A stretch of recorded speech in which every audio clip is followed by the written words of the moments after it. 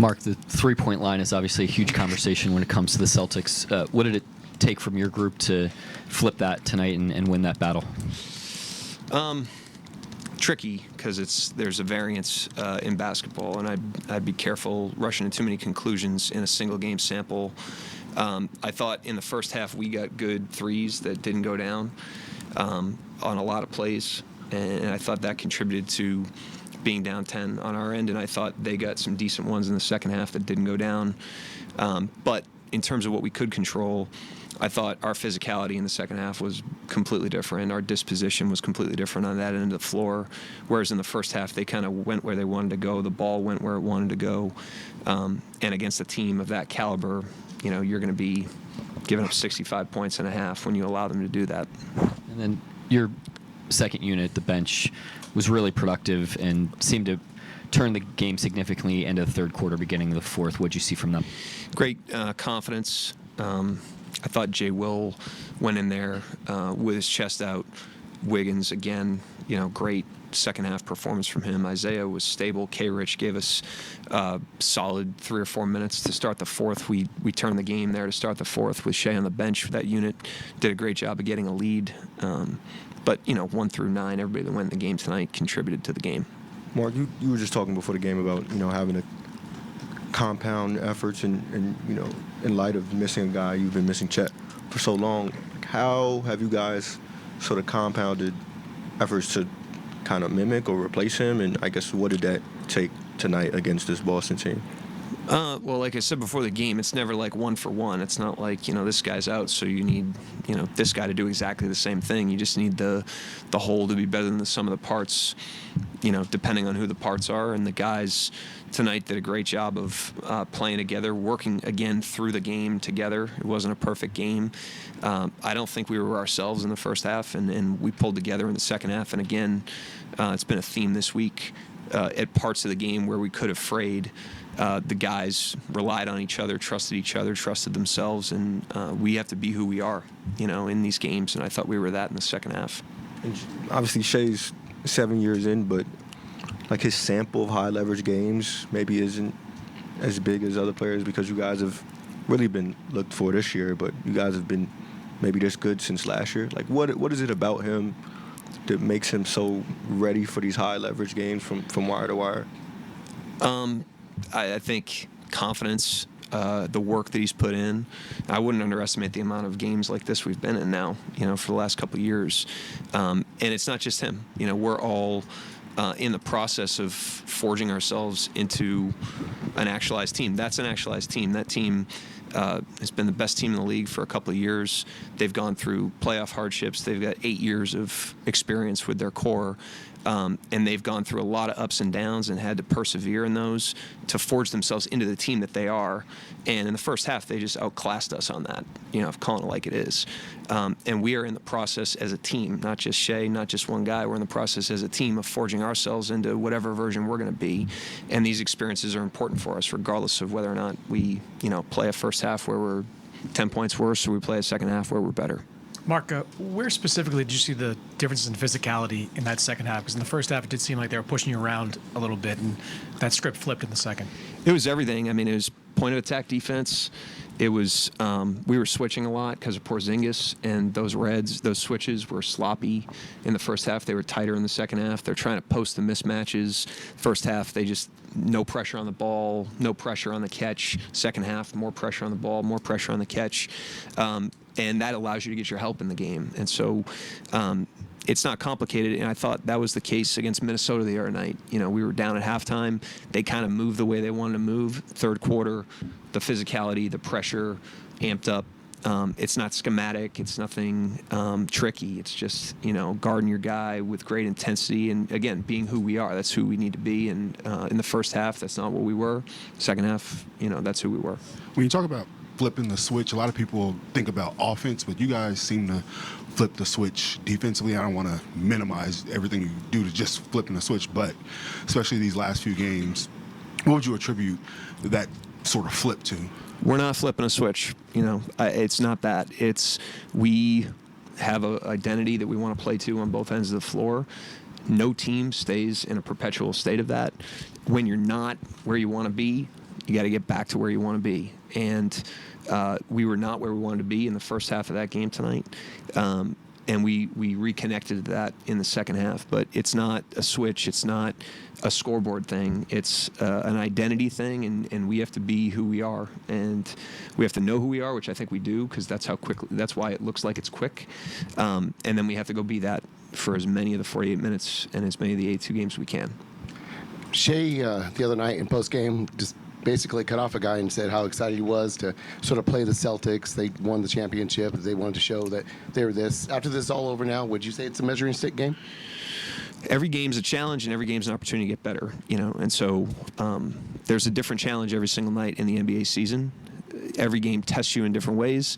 We have great respect for that team because of how impactful they are, how hard they are to beat, what they've accomplished, what they've endured to accomplish that. Like I already mentioned, that's a team that is battle-tested, and that's battle-tested together, and they've formed into a great team. That is a great team.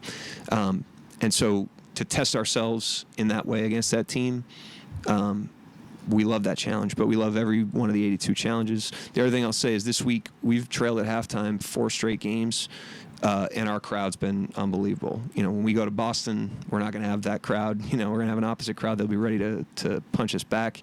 But shout out to our fans this week too. Andrew Schlecht with The Athletic. I'm sure you're not surprised by Lou Dort's mentality. He was 0 of 8 to start the game, finished 5 of 6 from the field. A lot of times we talk about his defensive mentality and how that translates, but tell me about his offensive mentality and how it's evolved. Well, it hasn't evolved. He's always kind of been this. His rookie year, the Game 7, the bubble, the guy had 30, because they left him open, and he delivered in that game. So he's always, when I say we have to be who we are, we have great confidence in our players. They have great confidence in each other. They have great confidence in themselves. And when we're not there, collectively or individually, we just got to tap back into that. We don't have to be any more than who we are.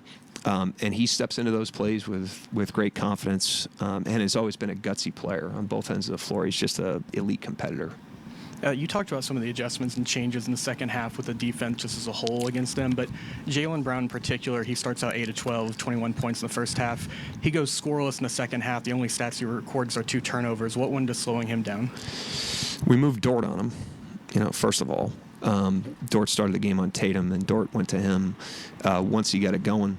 And I thought Lou did a great job on him. And then just the overall temperament on that end of the floor and our disposition was just different. And, you guys talk about adjustments. It's not much of an adjustment. It's just, more pressure, more grit, more intensity. And we've got a level we can play at that, can really be good on that end of the floor that we weren't up to in the first half. And I thought we did a good job of correcting it. Coach, you talked about this being 1 of 82, but just when you see the way that fourth quarter played out, execution-wise, just the way you guys were able to pounce on the NBA champions the way you did, how significant is this win? It's 1 of 82. Like Still. I told you before the game, every game's a different challenge. Every team's we're all playing running our own race. We happen to be bumping up against them today. We'll go our separate ways, so will they. It's the only game we got to play today. It was the most important game today, but there's 82 games. There's half the season left.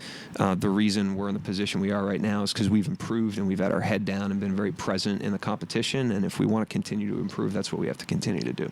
Shea had the play in the second half where he broke up the lob to Tatum. I know you have a team full of great defenders, but how much of what makes you guys defensively, the fact that you're the guy who carries the heaviest offensive load, embraces playing that end of the floor too? He wants to win, and if you want to win, you have to do the invisible things. I thought his trust of his teammates in the first half, really all week. I thought, I think it was a Clipper game where what was the game where Jay Will missed all those threes? Clipper game?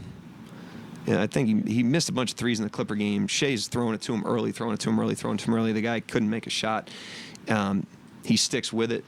And then the next night we play New York, and Jay Will hits a couple threes. Tonight he hit a huge one in the third quarter. And I think that's like invisible play by Shea on offense. And then on defense, there's invisible plays if you want to win that you commit to, and he wants to win. So he's committed them. But, again, he's a great player. No one loves Shea more than me. But we have a team full of guys like that, and everybody's doing that in their own subtle ways inside of their role, and that's why the whole's better than the sum of the parts.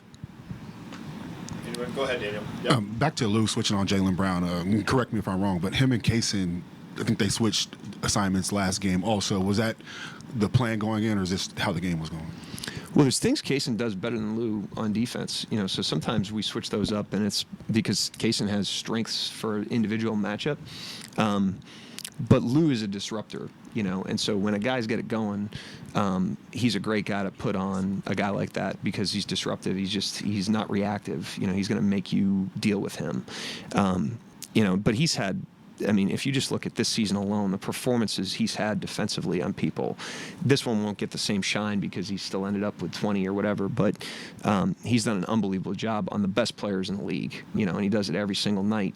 He's got his mouth shut. Sometimes he takes 2 shots in a game, and he does it. So, but yeah, we move the matchups around all the time for different reasons. It's not always, we don't always level Lou up to it. Sometimes we level Kaysen up to it. Caruso, Dub. Mark, quick follow-up on that. I do wonder what are the things you think specifically that Kaysen does better as a defender than Lou? I'm not going to say it's almost like a knock on Lou if I say it. They all have different strengths. They all have different things that they do great, and they all have matchups that they handle better than the others. The fortunate thing for us is we have multiple point of attack options, so we can shift things around pretty readily.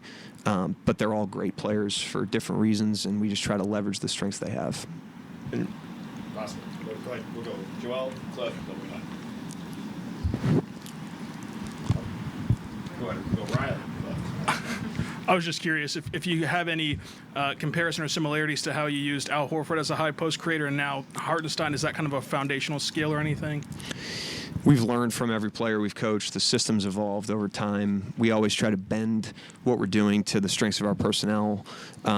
We learned a lot the year we had Al, but no more than the professionalism he brought to the team and the way that he conducted himself, how positive he is, how focused on solutions he is. He's not cynical. That was a team that won 20-something games and never looking for something wrong. He had an unbelievable imprint on the team, more culturally than basketball-wise, as great of a player as he is.